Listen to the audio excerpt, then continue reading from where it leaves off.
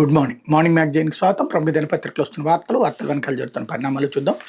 ఈనాడు చూస్తే ఒక అడ్వర్టైజ్మెంట్తో స్టార్ట్ అయింది. సుపరిపాలనకు ఏడాది, నేడే తల్లికి వందనం ప్రారంభం, పేదల సేవలు 1 నుండి ఇంటర్ వరకు చదివే ప్రతి విద్యార్థికి ఏడాదికి 15,000 సాయం, నేడే తల్లుల ఖాతాల్లో 8,745 కోట్లు జమ, ఒక ఇంట్లో ఎంతమందికి పిల్లలుంటే అంతమందికి వర్తింపు, రాష్ట్ర వ్యాప్తంగా 67 లక్షల మంది విద్యార్థులకి ఈ పథకం ద్వారా లబ్ధి, రాష్ట్ర వ్యాప్తంగా 204 అన్న క్యాంటీన్ల పునరుద్ధరణ, దీపం 2 పథకం, ఏడాదికి 3 వంట గ్యాస్ సిలిండర్లు ఉచితం, ఎన్టీఆర్ భరోసా పింఛన్లు దేశంలో ఎక్కడా లేని విధంగా నెలకు 4,000 పింఛను, లబ్ధిదారులకు ఏటా 34,000 కోట్ల పంపిణీ, మత్స్యకారుల సేవల పథకం కింద వేట నిషేధకాల భృతి 20,000కు పెంపు, P4 కార్యక్రమంతో పేదరికం నుండి విముక్తి, రైతులకి పోలవరం హందినివాస అన్ని ప్రాజెక్టుల పనులపై ప్రత్యేక దృష్టి, 90% సబ్సిడీతో డ్రిప్ ఇరిగేషను, జూన్ నెలలోనే అన్నదాత పథకం ప్రారంభం, అలాగే యువత కోసం 9.34 లక్షల కోట్ల పెట్టుబడులకు ఒప్పందాలు, 16,347 ఉపాధ్యాయ పోస్టులతో మెగా డిఎస్సి, మొత్తం 8,50,000 పారిశ్రామిక ఉద్యోగ అవకాశాలు, సామాజిక సంక్షేమం చూస్తే బీసీ సంక్షేమానికి 47,456 కోట్లు, ఏటా 1,000 కోట్లతో ఆదరణ 3 పథకం, 30 ఏళ్ల కళ ఏపీలో ఎస్సీ వర్గీకరణ అమలు, ఆగస్టు 15 నుంచి మహిళలకు ఉచిత బస్సు, ఇట్లాగ అనేక పథకాలు అమలు చేశాం అన్నటువంటిది అడ్వర్టైజ్ చేశారు. అట్లాగే చంద్రబాబు నాయుడు గారి ఇంటర్వ్యూని హైలైట్ చేశారు. రాజధాని అగాధాన్ని పూడ్చుకుంటూ అభివృద్ధి వైపు, వైకాపా ప్రభుత్వంలో దెబ్బతిన్న వ్యవస్థను గాడిలో పెట్టేందుకు ఏడాది సరిపోయింది, అడ్డంకులు అధిగమిస్తున్న ఎన్నికల హామీలు, సంక్షేమ పథకాలు అమలు చేశాం, అమరావతి పోలవరం ప్రాజెక్టులను పట్టాలెక్కించాం, 9.5 లక్షల కోట్ల పెట్టుబడులకు ఒప్పందాలు, అమరావతిలో క్రియేటివ్ సిటీ, ఏఐ కేంద్రం, క్వాంటమ్ వ్యాలీ, గత సర్కార్లో పారిశ్రామికవేత్తలు బెంబేలెత్తారు, సెప్టెంబర్లో విశాఖలో పెట్టుబడిదారుల సదస్సు, కాకినాడ శ్రీకాకుళం మధ్య గ్యాస్ పైప్ లైన్ ప్రాజెక్టులను గాడిని పెడుతున్నాం అన్నటువంటి ఇంటర్వ్యూని, ఇందులో 3 జర్నలిస్టులు కలిపి చేసినటువంటి ఇంటర్వ్యూని హైలైట్ చేశారు. ఇందులో 50 కిలోమీటర్ల పోర్టు, రాష్ట్రంలో ప్రతి 20 పోర్టులు, చేపల రేవులు ఏర్పాటు అవుతున్నాయి, ప్రతి 50 కిలోమీటర్లకు ఒక నౌకాశ్రయం ఉండాలి, విశాఖపట్నం కాకినాడ అభివృద్ధికి పోర్టులే కారణం, మచిలీపట్నం రామాయపట్నం మూలపేటల్లో పోర్టులు రాబోతున్నాయి, 1.5 లక్షల కోట్లతో ఆర్సిలార్ మిత్తల్ కొత్తగా పోర్టు స్టీల్ ప్లాంట్ పెడుతోంది, బీపీసీఎల్ 1,00,000 కోట్లతో రామాయపట్నంలో రిఫైనరీ ఏర్పాటు చేస్తుంది, గూగుల్ సంస్థ విశాఖపట్నంలో సముద్ర మార్గం ద్వారా సింగపూర్ కేబుల్ అనుసంధానించి డేటా సెంటర్ హబ్ ఏర్పాటు చేస్తుంది, ఇట్లాంటి మరెన్నో రాబోతున్నాయి అన్నట్టు వార్తని హైలైట్ చేశారు. అయితే 67.27 లక్షల మందికి నేడు తల్లికి వందనం, తల్లుల బ్యాంక్ ఖాతాల్లో నేడు 8,745 కోట్ల జమ, గత ప్రభుత్వంతో పోలిస్తే 24.65 లక్షల మంది లబ్ధిదారులు అధికమన్నటువంటి వార్తని హైలైట్ చేశారు. ఎంతమంది పిల్లలు ఉంటే అంతమందికి అన్నటువంటి దాంట్లో ఇప్పుడు అర్థమైంది ఏంటంటే, కేవలం అంటే అప్పట్లో ఇది ఇప్పుడు 67 లక్షల మందికి ఇస్తున్నారంటే, ఇందులో అప్పట్లో గత ప్రభుత్వంతో పోలిస్తే 24 లక్షల మంది ఎక్కువ అన్నారు. అంటే ఇప్పుడు ఈ లెక్కను చూస్తే దాదాపు 43 లక్షల మందికి అప్పుడు ఇచ్చారనమాట. ఇందులో స్పెషల్ ఏంటంటే, ఇళ్లల్లో ఎక్కువ మంది ఒక్క బిడ్డలనే కంటున్నారు అన్నది అర్థమవుతుంది ఇప్పుడు ఆ లెక్కను చూస్తే కనుక. ఎందుకంటే అప్పట్లో ఇప్పుడు అప్పటికంటే 24 లక్షల మందికి అధికం అంటే అంతే కదా లెక్క, చాలా తక్కువగా కంటున్నారు, ఎక్కువ మంది ఒక్కళ్ళనే కంటున్నారు అన్నటువంటి కాన్సెప్ట్ ఇక్కడ కనబడుతుంది. అది మరి సాధారణంగా పేదవాళ్లలో అట్లా ఒక్కళ్ళని కండం ఉండదు, మరి 2-3 కూడా కంటుంటారు. మరి ఇక్కడ ఆ లెక్క డిఫరెంట్గా ఉంది. లేకపోతే మురికి వ్యాఖ్యల కేసులో కృష్ణంరాజు అరెస్ట్ అంటూ 2-3 రోజులుగా విజయనగరంలో మకాం, అక్కడ నుండి పారిపోతుండగా పట్టుకున్న పోలీసులు గుంటూరుకు తరలింపు, అమరావతి వేశ్యల రాజధాని జుగుప్సాకర వ్యాఖ్యలు చేసిన పాత్రికేయుడు వివిఆర్ కృష్ణరాజుని ఎట్టకేలకు పోలీసులు అరెస్ట్ చేశారు. కొన్ని రోజులుగా పరారీలోని అతని విశాఖపట్నం సమీపంలో తగరపోలస్ వద్ద బుధవారం సాయంత్రం అదుపులో తీసుకున్నారు. విజయనగరంలోని సన్నిహితుడి నివాసంలో 2-3 రోజుల పాటు దాక్కున్న కృష్ణరాజు అక్కడ నుండి మరో ప్రాంతానికి వాహనంలో పారిపోతుండగా పోలీసులు అడ్డుకుని పట్టుకున్నారు. ప్రాథమిక విచారణ అనంతరం ఆయన అక్కడి నుంచి బుధవారం రాత్రి గుంటూరుకు తరలించారు. గురువారం కోర్టులో హాజరుపరుస్తారన్నట్టు వార్తని హైలైట్ చేశారు. ఇప్పుడు రోదసి యాత్ర మళ్లీ వాయిదా అంటూ ఫాల్కన్ 9 రాకెట్లో ఇంధన లీకేజ్, దాన్ని సరిచేశాకే పైన నిర్ణయం సరైందే ఇస్రో, భారత వ్యోమగామి శుభాం శుక్లా సహా 4 రోదసిలోకి తీసుకెళ్లేందుకు ఉద్దేశించిన యాక్సియం 4 మిషన్ మరోసారి వాయిదా పడింది. మే 29నే జరగాల్సిన ఈ ప్రయోగం తొలుత మంగళవారానికి వాయిదా పడింది. ఫ్లోరిడాలోని కెండీ స్పేస్ సెంటర్ ఉన్న ప్రాంతంలో ప్రతికూల వాతావరణం కారణంగా దాన్ని బుధవారం సాయంత్రానికి వాయిదా వేసిన విషయం తెలిసింది అన్నటువంటి వార్తని హైలైట్ చేశారు. అయితే గాలికి శిక్ష నిలిపివేత, బెయిల్ మంజూరు, ఓఎంసీ కేసులో తెలంగాణ హైకోర్టు మధ్యంతర ఉత్తర్వులు, ఓఎంసీ కేసులో దోషులైన గాలి జనార్దన్ రెడ్డి, బివి శ్రీనివాసరెడ్డి, విడి రాజగోపాల్, మెఫజ్ అలీ ఖాన్లకి బుధవారం హైకోర్టు షరతులతో కూడిన బెయిల్ మంజూరు చేసింది. 10 లక్షల వ్యక్తిగత బాండ్తో పాటు మరో 2 పూచికత్తులు సమర్పించాలని బివి శ్రీనివాసరెడ్డి, గాలి జనార్దన్ రెడ్డి, మెఫజ్ అలీ ఖాన్లను ఆదేశించింది అన్నటువంటి వార్తని హైలైట్ చేశారు. ఇది న్యాయస్థానాలే ఆలోచించాల్సినటువంటి అంశం. ఎందుకంటే 7 ఏళ్ల లోపు జైలు శిక్ష పడేటటువంటి కేసుల్లో బెయిల్ ఇచ్చారంటే ఒక అర్థం ఉంది. అది కూడా శిక్ష పడ్డాక బెయిల్ ఎందుకు ఇవ్వాలి? వీళ్ళకి శిక్ష పడింది, లక్షల కోట్లు తినేసినటువంటి వాళ్ళకి సంబంధించి అంత సింపుల్గా బెయిల్ వచ్చేస్తే, పేదవాడికేమో అక్కడ రూ. 25 డబ్బులు లేకనా జైళ్ళల్లో ఉండేటటువంటి వాళ్ళు, రూ. 10,000 పూచికత్తు సమర్పించలేక జైళ్ళల్లో ఉండేవాళ్ళు ఎన్ని వేల మంది జైళ్ళల్లో ఉన్నారో అన్నటువంటిది సుప్రీంకోర్టే ఆవేదన వ్యక్తం చేసినటువంటి సందర్భం. ఇటు ధనవంతులకు వచ్చేటప్పటికి, బలిసినోడికి వచ్చేటప్పటికి ఒక న్యాయం అన్నటువంటి చర్చ నడుస్తుంది. లాలూ ప్రసాద్ యాదవ్ ఏదో ఒంట్లో బాగాలేదన్నాడని చెప్పేసి బెయిల్ ఇచ్చేశారు. జైలు శిక్ష పడ్డటువంటి వాడిని, యావజ్జీవ శిక్షలు పడ్డటువంటి వాడిని ఇప్పుడు ఈయనకి. అప్పుడు న్యాయం అందరికీ సమానం అన్నటువంటి నమ్మకం ఎక్కడ కలుగుతుంది? ఇది చర్చించాల్సిన అంశం. లేకపోతే నిరసన తెలుపుతున్న మహిళలపై చెప్పులు రాళ్లతో దాడి, జగన్ పొదిలి పర్యటనలో వైకాపా శ్రేణులు బరితెగింపు, పొగాకు రైతుల పరామర్శకు వెళ్తూ 3 కిలోమీటర్ల మేర మాజీ సీఎం రోడ్ షో అన్నటువంటి వార్తని హైలైట్ చేశారు. అందులో మహిళల మీద రాళ్లు చెప్పులు విసురుతున్న వైకాపా కార్యకర్తలు అన్నటువంటిది హైలైట్ చేశారు. ఇక్కడ రాజకీయం అనేటటువంటి దాన్ని రోడ్డు మీదకి తీసుకొచ్చి ప్రజలని తన్నుకునేలాగా చేయడం అనేటటువంటిది ప్రజాస్వామ్యమా అన్నది ఆలోచించుకోవాలి. జగన్ వెళ్తున్న టూర్లో కావాలని చెప్పి వెళ్ళి నిరసన చేయడం, ఆ రోజున మనకి వ్యతిరేకంగా నిరసన వ్యక్తం చేయించడం తప్పన్నాం కదా.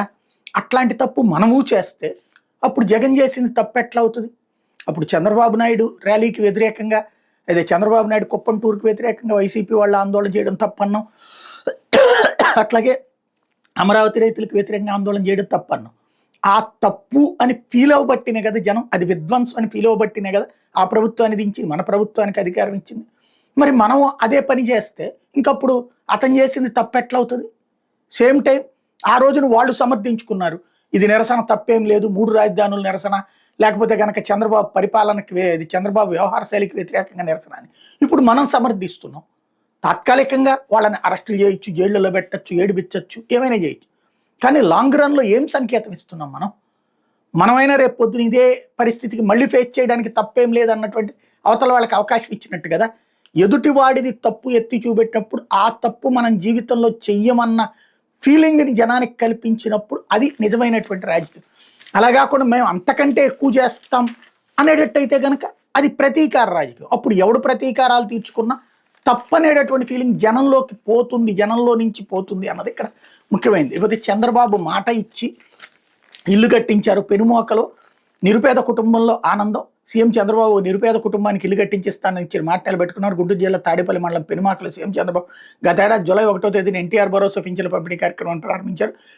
ఆ సందర్భంగా స్థానిక సొగాలి కాలనీలో ఉన్న బాణావత్ పాములు నాయక్, సీతమ్మ నాయక్ దంపతులు ఇంటికి వెళ్ళి తొలి పింఛన్లు అందజేసి యోగక్షేమాలను అడిగి తెలుసుకున్నారు. పూరింట్లో ఉంటాం తాము, వర్షాకాలంలో తీవ్ర ఇబ్బందులు పడుతుందని వాళ్ళు సీఎం వద్ద ఆవేదన వ్యక్తం చేశారు. వాళ్ళ కష్టానికి చెల్లించి చంద్రబాబు ఇల్లు కట్టించిస్తానని హామీ ఇచ్చారు. చెప్పినట్టుగానే ఏడాది తిరగకముందే 12 లక్షలు ఎంతో డాబా నిర్మించి ఇచ్చారు. ఇందులో రాష్ట్ర ప్రభుత్వం ₹180,000 మంజూరు చేయగా మిగిలిన కథను విద్యా ఐటీ శాఖల మంత్రి నారా లోకేష్, తెలుగుదేశం పార్టీ మండల పార్టీ ప్రధాన కార్యదర్శి కొల్లిశేష్ సహకారంతో సమకూర్చి నిర్మాణం పూర్తి చేశారు అన్నటువంటి వార్తని హైలైట్ చేశారు. ఇప్పుడైనా ఒక్క వ్యక్తి ఇంటిని బాబు గారు, లోకేష్ గారు వీళ్ళందరూ డబ్బులతో ఖర్చు పెట్టి కట్టించినందుకు సంతోషం.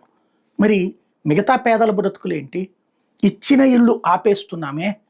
జగనన్న కాలనీలు అనే పేరు తీసేయండి, బాబన్న కాలనీలు పెట్టండి, లోకేష్ అన్న కాలనీలు పెట్టండి, పవన్ అన్న కాలనీలని పెట్టుకోండి, లేదా ప్రధానమంత్రి కాలనీలని పెట్టండి, లేదా ఇంకేదన్నా మహానుభావుల పేర్లు పెట్టండి ఆ ఏరియాలో. కానీ నిర్మాణాలు పూర్తి చేయండి, అప్పుడు అందరికీ సంతోషం.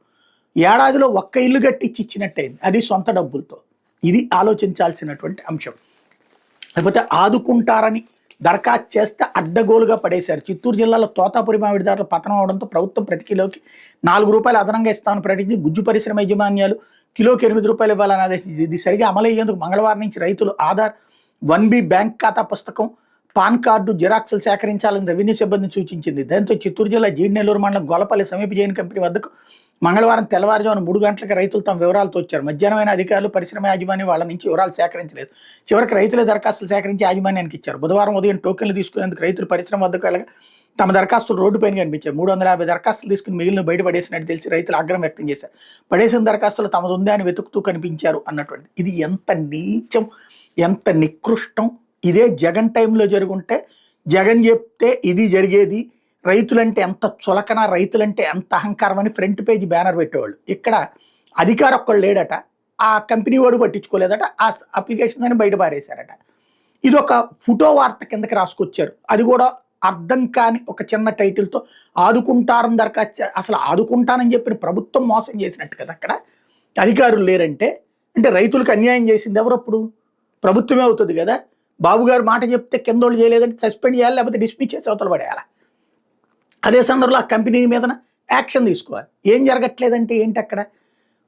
మాటలు పెద్ద పెద్ద మాటలు అవుతున్నాయి, చేతలు గ్రౌండ్ లెవెల్లో జరగట్లేదు. అది కదా ఆలోచించాల్సింది. బట్ ఇక్కడ దాన్ని వార్తని చంపేశాం, ఇక్కడ జర్నలిజపు విలువని చంపేశాం, జర్నలిజం స్పిరిట్ని చంపేశాం.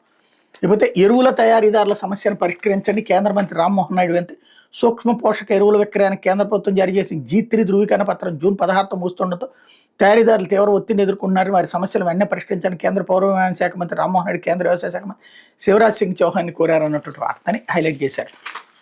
లేకపోతే సాక్షి వచ్చేటప్పటికి సాగుకు శాపం బాబుదే ఈ పాపం, తిరోగమనంలో రాష్ట్ర వ్యవసాయ రంగం వెంటనే మార్కెట్ రంగంలోకి దింపాలి, పొగాకు గిట్టుబాటు ధర వచ్చేలా చూడాలి, లేదంటే ఆందోళన ఉధృతం చేస్తాం, తీవ్ర కష్టాల్లో రైతాంగం అయినా పట్టణ ప్రభుత్వం దిక్కుతోచని స్థితిలో రైతుల ఆత్మహత్యలు. ప్రకాశం జిల్లాలో ఇటీవల 2 బలవర్మరణం, ఇన్పుట్ సబ్సిడీ లేదు, ఉచిత పంటల బీమాకు మంగళం, తొలి ఏడాది రైతు భరోసా పెట్టుబడి సాయానికి ఎగనామం, 2వ ఏడాది కేంద్రం ఇచ్చిన రాష్ట్ర వాటా ఊసేలేదు, ఆర్బీకేలు సహా అన్ని వ్యవస్థలు పూర్తిగా నిర్వీర్యం అన్నటువంటి వార్తని హైలైట్ చేశారు. గత ఏడాది పొగాకు కేజీ ధర 366 రూపాయలు, ఏడాది పెరగాల్సింది పోయి కనీసం 200 కూడా సగటు ధర దక్కడం లేదు. కర్మగాలి చంద్రబాబు ముఖ్యమంత్రి కావడంతో రేటు దారుణంగా పడిపోయింది. మొన్న మిర్చి పంట సమయంలోనూ చంద్రబాబు ఇదే డ్రామా చేశారు. క్వింటా 11,781 రూపాయలతో కొంటామన్న ఈ పెద్ద మనిషి చంద్రబాబుని అడుగుతున్న ఎన్ని కేజీలు కొన్నారు, ఎంతమంది రైతులు నుంచి మిర్చి కొన్నారు, లెక్కలు చెప్పండి. నిజమేంటంటే చంద్రబాబు ప్రభుత్వం మిర్చి 1 క్వింటా కూడా కొనలేదు అంటూ జగన్మోహన్ రెడ్డి స్టేట్మెంట్ ఇక్కడ హైలైట్ చేశారు. అలాగే ఈ ప్రభుత్వాన్ని నిద్రలేపుదాం అంటూ పొగాకు రైతులకు వైఎస్ జగన్ భరోసా, రైతులు అధికారులతో ముఖాముఖి, పచ్చమొక్కల పైశాచికత్వం అంటూ జగన్ పర్యటన భగ్నానికి విఫలయత్నం, రైతులకు మద్దతుగా నిలవడంపై టీడీపీ అక్కసు, కాన్వాయ్ రైతులపైకి చెప్పులు రాళ్లతో దాడి, వారిని నిలువరించని పోలీసులు అన్నటువంటి వార్తని హైలైట్ చేశారు. 30 లక్షల మందికి ఏకనామం, అది కేవలం 13,000, నీకు 15,000 నీకు 15,000 అన్నారు. తీరా మాట మార్చేశారు. ప్రతి తల్లిని ప్రతి విద్యార్థిని మోసం చేసిన సీఎం చంద్రబాబు. యుడైస్లో ఉన్నది 87.42 లక్షల మంది విద్యార్థులు, వీళ్ళందరికీ ఏటా 13,112 కోట్లు అవసరం. ఇప్పుడు ప్రభుత్వం ప్రకటించింది 8,745 కోట్లే.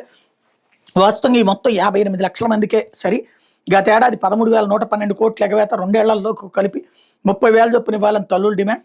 13,000 ఒకే మొత్తంగా ఇస్తారా లేక వాయిదాల పద్ధతితో స్పష్టత కరువు. ఇప్పుడే ఇట్లుంటే తీరా నగద్యం అయ్యే సమయానికి ఎంతమందికి ఎగ్గొడతారని తల్లుల ఆందోళన అన్నటువంటి వార్తని హైలైట్ చేశారు. లేకపోతే ఏరువాక సందడి ఏది అంటూ గత ఏడాది టీడీపీ కూటమి ప్రభుత్వం ఎగ్గొట్టిన పెట్టుబడి సాయం 10,717 కోట్లు. ఏడాది ఖరీఫ్ సీజన్ ప్రారంభమైన ఊసేలేదు.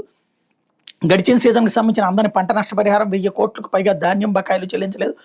అదునుకి సబ్సిడీ విత్తనం అందక అన్నదాతల అగచాట్లు పూర్తిగా అటకెక్కిన ఉచిత పంటల బీమా, రైతులకు భారంగా స్వచ్ఛంద నమోదు బీమా ఉసూరుమంటూ సాగుకు రైతుల శ్రీకారం అన్నటువంటి వార్తని హైలైట్ చేశారు.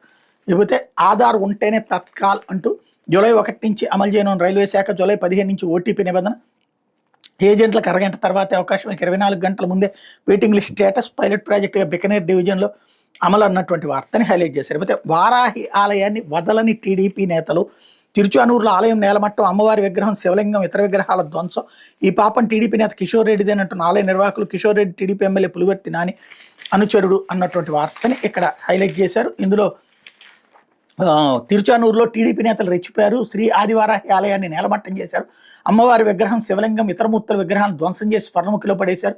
ఇన్నాళ్లు కబ్జాలు ఆక్రమణకు పాల్పడిన టీడీపీ నేతలు ఇప్పుడు వారాహిమాత ఆలయ స్థలంపై కన్నేశారు. అడ్డొచ్చిన వారిపై దాడులకు తెగబడి మంగళవారం అర్ధరాత్రి ఆలయాన్ని కూల్చేశారు. డిప్యూటీ సీఎం పవన్ కళ్యాణ్ దీక్ష చేసిన వారాహి అమ్మవారి విగ్రహం చేతులు విరిచి మరీ నదిలో పడేయడం కలకాలం రేపింది. ఆలయ నిర్వాహకులు, హిందూ సంఘాలు తెలిపిన వివరాల ప్రకారం తిరుచానూరు స్వర్ణముఖి నది ఒడ్డున శ్రీవారాహి అమ్మవారి ఆలయం ఉంది. అక్కడ కొన్నేళ్లుగా మహారుద్ర వారాహి స్వామి ఆధ్వర్యంలో అమ్మవారికి నిత్య కైంకర్యాలు నిర్వహిస్తున్నారు. కాగా ఆలయం ఉన్న భూమి తమదేనంటూ తిరుచానూరుకు చెందిన మణిరెడ్డి, రామిరెడ్డి కోర్టును ఆశ్రయించారు. ఆలయ నిర్వాహకులు సైతం కోర్టును ఆశ్రయించడంతో కేసు నడుస్తోంది. ఈ నెల 9వ తేదీన రామిరెడ్డి, మణిరెడ్డితో పాటు సుమారు 30 మంది గుర్తులేని వ్యక్తులు మారణాయుధాలతో ఆలయ నిర్వాహకులపై దాడికి తెగబడ్డారు. అడ్డొచ్చిన మహిళలపై దౌర్జన్యం చేసి ఆలయాన్ని పాక్షికంగా ధ్వంసం చేశారు. దీంతో బాధితులు తిరుచానూరు పోలీసులు ఫిర్యాదు చేయగా నామమాత్రపు కేసులు కట్టి చేతులు దులుపుకున్నారు. దాడికి పాల్పడిన వారు టీడీపీ అనుకూలంగా అవడంతో వారిపై చర్యలు తీసుకునేందుకు పోలీసులు వెనకాడారని బాధితులు ఆరోపించారు. శ్రీవారాహి అమ్మవారి ఆలయం కూల్చివేత, విగ్రహాల ధ్వంసం ఘటనలు తిరుచానూరుకు చెందిన టీడీపీ నాయకుడు కిషోర్ రెడ్డి అండతోనే జరిగిందని జై బజరంగ్ దళ్ జిల్లా అధ్యక్షుడు కిరీటి ఆరోపించారు. టీడీపీ నేతల ఆలయాలపై దాడికి పాల్పడడం సహించబోమని జిల్లా వ్యాప్తంగా నిరసనలు ఉధృతం చేస్తామని హెచ్చరించారు. పోలీసు వ్యవస్థ మొత్తం కూటమి కనుసరణలోకి వెళ్లిపోయిందని సీఐ సునీల్ కుమార్ కూటమి నేతలు దౌర్జన్యానికి సహకరిస్తున్నారని మండిపడ్డారు. పోలీసుల వైఫల్యంతో మరోసారి కబ్జాదారులు ఆలయంపై విరుచుకుపడ్డారు. మంగళవారం అర్ధరాత్రి జేసీబీలతో వచ్చి ఆలయాన్ని కూల్చేశారు. ఆపై ఆలయంలోని మూలవిరాట్ శ్రీవారాహి అమ్మవారి విగ్రహంతో పాటు శివలింగం, ఇతర దేవతామూర్తుల విగ్రహాలు చేతులు తలలు నరికేశారు. ఆపై విగ్రహాలను తీసుకెళ్లి స్వర్ణముఖి నదిలో పడేశారు. అక్కడ ఆలయ ఆనవాళ్లు పూర్తిగా తుడిచిపెట్టేశారు.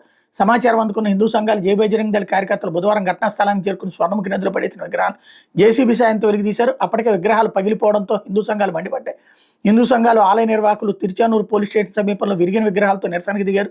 పోలీసులు వాళ్ళు బలవంతంగా ఇడ్చుకుంటూ పోలీస్ స్టేషన్కి తరలించారు. ఆలయాన్ని కూల్చివేసి ఆ భూమిని అప్పగించేందుకు టీడీపీ నేతలు 10 లక్షలకు ఒప్పందం కుదుర్చుకున్నట్టు సమాచారం. ఈ దురాఘాతం టీడీపీ నేత కిషోర్ రెడ్డి ఆధ్వర్యంలో జరిగిందని ఆలయ నిర్వాహకులు ఆరోపిస్తున్నారు. కిషోర్ రెడ్డి టీడీపీ ఎమ్మెల్యే పులివర్తి నాని అనుచరుడు కావడం గమనార్హం అన్నటువంటి వార్తని హైలైట్ చేశారు. ఇంతకంటే నీచం మరొకటేమీ లేదు. ఇదే జగన్ టైంలో జరిగి ఉంటే కనుక ఈ పాటికి రాష్ట్ర వ్యాప్త నిరసనలు, దేశవ్యాప్త చర్చలు, దేశంలోని వివిధ ప్రాంతాల నుంచి కూడా హిందుత్వ శక్తులకు సంబంధించిన స్టేట్మెంట్స్ వచ్చాయి. ఇప్పుడైతే ఎక్కడికి అసలు ఈ వార్త కూడా ఈనాడు జ్యోతి రాయలేదు. సాక్షి లోపల పేజీలో రాసుకొచ్చినటువంటి పరిస్థితి. లేకపోతే ఆంధ్రజ్యోతి వచ్చేటప్పటికి జగన్ రాజకీయ భూతం భూస్థాపితం చేయకుంటే రాష్ట్రానికి అతోగదే, జనాన్ని మభ్యపెట్టేందుకే పత్రికా ఛానల్ నడుపుతున్నారు. రాజకీయ ముసుగులో ఉన్న వదిలిపెట్టను సీఎం.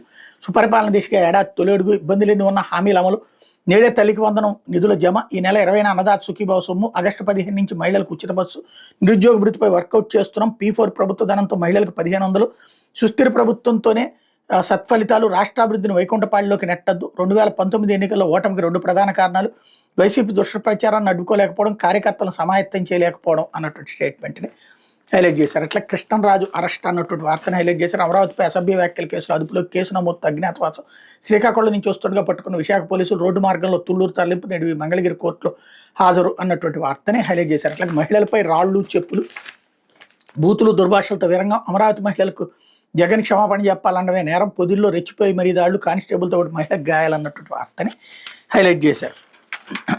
అదే లేకపోతే జగన్ ఏ మొహం పెట్టుకుని వచ్చావు అంటూ నాడు పొగాకు రైతులను దగా చేసావు, రాజకీయాల కోసం రైతులను రెచ్చగొడతావు, అమరావతి మహిళలపై అసభ్యకర వ్యాఖ్యలు పట్టవా, మంత్రులు డోలా, గొట్టిపాటి ఫైర్ అన్నటువంటి వార్తని హైలైట్ చేశారు. అదే మొక్క అక్కడికి వెళ్ళి మీకు అందరికీ అద్భుతంగా జరుగుతుంది పొగాకు వాళ్ళు, మీరు చాలా బాగున్నారు, ఇప్పుడు జగన్ అనవసరంగా అబద్ధాలు చెప్తున్నాడని వాళ్ళతో చెప్పచ్చుగా, వాళ్ళతో చెప్పించచ్చుగా, అప్పుడు కదా నిజమేంటి అనేటటువంటి తెలిసేది.